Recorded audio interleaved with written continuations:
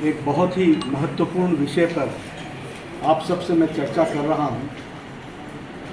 अभी अभी एक राष्ट्रीय पिछड़ा वर्ग आयोग के द्वारा ओबीसी कमीशन के द्वारा जो एक रिपोर्ट आई है, उसमें एक बहुत ही महत्वपूर्ण विषय का खुलासा किया है, जो हमारे ओबीसी भाइयों के लिए, पिछड़ा वर्ग विशेष के लिए जो संवैधानिक अधिकार, जो कॉन्स्टिट्यूशनल राइट्स रिजर्वेशन के दिए गए हैं, उसका बंगाल की सरकार, बिहार की सरकार, राजस्थान की सरकार और हमारे पंजाब की सरकार खुलेआम उसका हनन कर रही है। उनके हितों का, रिजर्वेशन के कॉन्स्टिट्यूशनल राइट्स का, ओबीसी के भाइयों का हनन हो रहा है और उनके जो जायज़ अधिकार हैं उनसे उनको वंचित रखा जा रहा है। मैं यहाँ ये भी बताना चाहता हूँ कि बंगाल में, बिहार में, राजस्थान में और पंजाब में जो विपक्षी दल बहुत ज़्यादा पिछड़ाओं के हितैषी बनकर वह जातिगत जनगणना के पक्षधर बने रहे हैं, वह सरेआम उनके हितों का हनन कर रहे हैं और जो उनको ओबीसी के कोटा में जो आरक्षण मिल रहा है उसमें वो सेंध लगा रहे हैं। कहने का तात्पर्य यह है कि इन विपक्षी दल जो अति पिछड़ा और पिछड़े की बात करते हैं, वह उनके हितों के खिलाफ काम कर रहे हैं और इनके हाथी के दांत दिखाने के और हैं और खाने के और। यह एक तरीके से बहुत बड़ा एक षड्यंत्र भी है और उनके अधिकारों का हनन करने में ये कोई कसर नहीं छोड़ रहे हैं।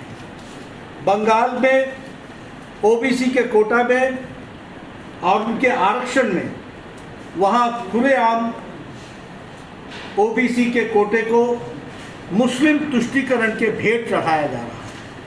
मुस्लिम तुष्टीकरण वहाँ किया जा रहा है और जो जायज़ हक हमारे पिछड़ा वर्ग के विशेष के लोगों का आरक्षण है, उनसे उनको वंचित रखा जा रहा है। आपको जानकर के हैरानी होगी कि बंगाल में 91.5% 91 विशेष के लोगों का आरक्षण है, उनसे उनको वंचित रखा जा रहा है।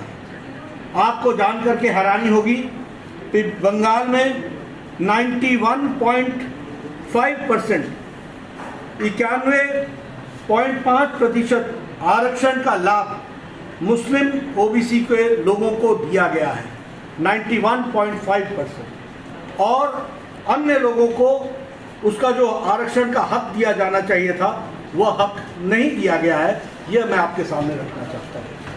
बंगाल में ओबीसी के कुल 179 जातियों के नाम को दर्ज किया गया है, 179, और इस 179 में 118 मुस्लिम समुदाय की जातियों को शामिल कर दिया गया और इस तरीके से बांग्लादेशी घुसपैठ, रोहिंग्या, इनको प्रमाण पत्र देकर के जातिगत रिजर्वेशन का लाभ देने का वहाँ पर कुत्सित प्रयास हो रहा है। एक बहुत ही बड़ा वहाँ पर कार्यक्रम चल रहा है जिसके माध्यम से बंगाल घुसपैठिए और बांग्लादेशी घुसपैठिए और हमारे रोहिंग्या को वह एक कॉन्स्टिट्यूशनल स्टेटस प्रमाण पत्र देकर और उसके साथ साथ उनको रिजर्वेशन देकर के उसको लाभ पहुँचा रहे हैं।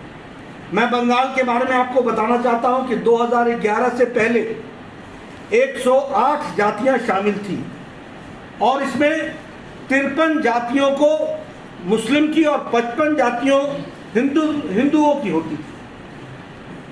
2011 से पहले 108 जातियां ओबीसी में शामिल थी, जिसमें 53 मुस्लिम की थी और 55 हिंदुओं की थी।